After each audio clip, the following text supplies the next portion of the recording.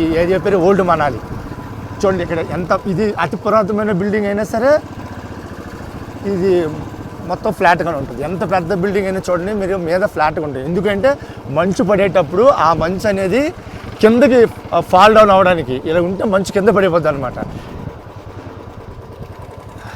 చూడండి ఇదంతా చూడండి ఇది ఏరియా.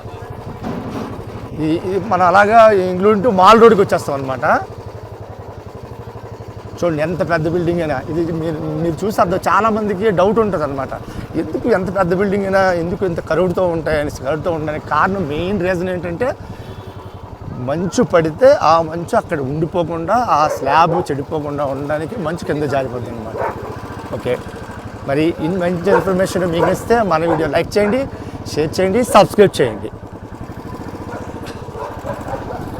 అన్నింటికి కూడా మీద కరువు ఉంటుంది, ఎక్కడ కూడా ఫ్లాట్ ఉండదు. ఎంత పెద్ద బిల్డింగ్ అయినా సరే ఫ్లాట్ అయితే ఉండదు.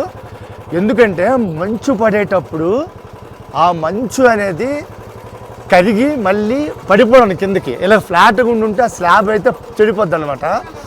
అందుకు ఇవైతే ఇలా ఉంటాయి. మీరు చూడొచ్చు, చూడండి ఎంత పెద్ద బిల్డింగ్కి అయినా ఎంత పెద్ద హోటల్కి అయినా సరే సేమ్ ఇలానే ఉంటాయి అన్నమాట.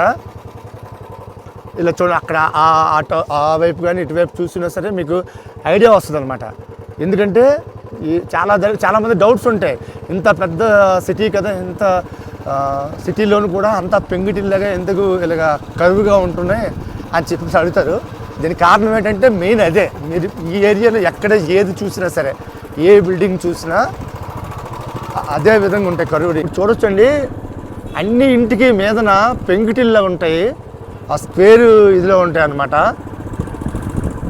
ఎందుకంటే ఇవి చూసారా ఎక్కడ చూడండి ఎంత పెద్ద హోటల్స్ చూడండి ఫ్లాట్గా అయితే ఉండవు, కరువుతో ఉంటాయి అన్నమాట.